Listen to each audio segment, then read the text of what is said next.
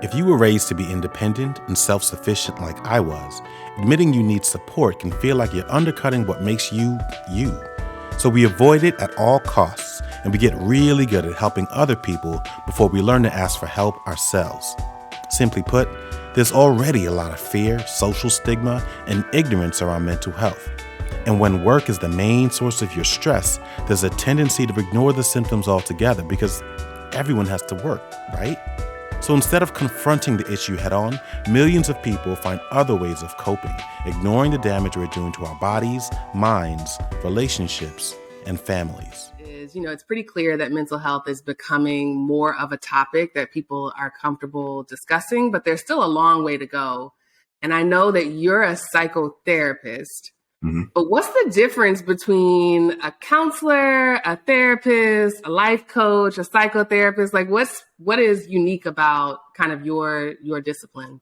It's a great question. I would say one of the things when it comes down to therapist, counselor, psychotherapist, those terms are normally used interchangeably.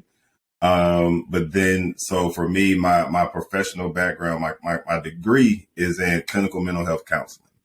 And so that's why you will hear people that use the word therapist, psychotherapist, or counselor. But then you have some people that have their degree in clinical social work. So social workers they're more so, they deal more with the coordinating and linking of care. Some of them have that clinical background where they can actually provide the therapy and understand what the one-on-one work is like. But then they also have the psychiatrists. Psychiatrists are actual medical doctors, and they actually do their training in psychiatry to understand these are the ones that prescribe medication. Gotcha.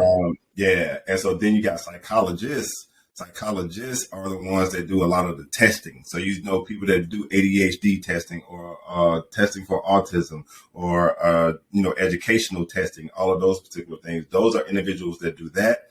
And then a lot of times with life coaches, honestly, with life coaches, they don't have any clinical training per se. Mm-hmm. There is, a lot of misconceptions about as far as like you see certified coaches and all of those things, but there is no board of ethics or anything for individuals that are life coaches. Right. So that's a major difference. So for me, I have to abide by certain laws and stuff to keep my license, and understanding the weight that comes with being able to provide this service for individuals. And I think that's one of the most important things. But everybody has their role, I feel like, because a lot of life coaches and things, they have their own lived experience. I just caution individuals to, stay in your lane, because it can get very murky when you're dealing with someone who may be dealing with possible suicidal ideations or anything like that. And then you're over your head and you don't know what to do. So making sure that you have colleagues that you can tap into and refer people out when it's above your scope.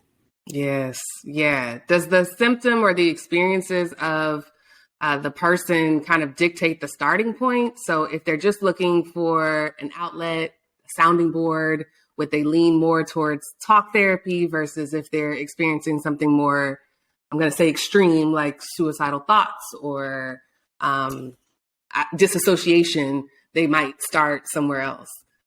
Honestly, it depends on how comfortable the person is when it comes down to addressing mental health, period. Yeah. Because a lot of times people don't even want to talk to a therapist, or, they don't want to, even if they're dealing with something that may be more severe, they still don't want to talk to a psychiatrist or any of those things. That's why you see a lot more people lean towards more so of the life coaches and stuff, because it's not as stigmatized, or they feel like they're more relatable and all of those things. But let's be real too, is we don't have a lot of Black therapists. So if you're going to find more Black life coaches out here, that's what they're going to lean towards. They feel like they can relate to them no matter what their credentials may be. So that's where you find a lot of people jumping into that coaching space a lot, because it's a need there, but they're filling the gap. Yeah, they're filling the gap, but then also there's a low barrier to entry there. Yeah. As well, because there is no real schooling or anything that goes behind that. So people from a lay person, they may lean more towards a coach because they feel like they can relate. They feel like they can just let stuff out or whatever. But then from my standpoint, and especially the way I approach therapy and the way that I deliver my own messages, people will come to me first. Because of how I approach it, and that, I'm relatable. I'm still able to talk to you just like, you my homie or whatever. But I understand that clinical knowledge. I'm not going to spit clinical jargon to you, but I will get it to you the method that you need to get it to you. For me, when somebody comes to me, so somebody may come, they've never been to therapy before, and they come to me and they're dealing with psychosis, or they're hearing voices, or having suicidal ideations. I don't mind talking to them or whatever, but that gives me an opportunity to assess what they may need from there and then develop an actual treatment plan. But then also I have people not only just in my practice, but then also in my circle that, okay, I need to get you on medication as well. So I'm gonna need you to refer you to my nurse practitioner, who's gonna also me and her gonna collaborate together, and we're gonna get you on medication, but then also you're doing talk therapy at the same time. So it's no one thing that's gonna quote unquote fix you. So, understanding that lens, and I think that's how care should be actually done. Because also when I'm with my clients, I'm understanding like, what's your diet like? What's your sleeping patterns like? When the last time you been to the doctor, Like, who's your primary care physician? I need, releases to be able to talk to them so I can see what other stuff you may have going on as well. Those particular things. I'm also a big person of when it comes down to holistic type care. So I'm a Reiki master. So understanding, what type of energies and stuff that you may need to be working on. I also have shamans in my circle that maybe sometimes, they may need talk therapy, but they also may need a little bit more spiritual healing on certain things.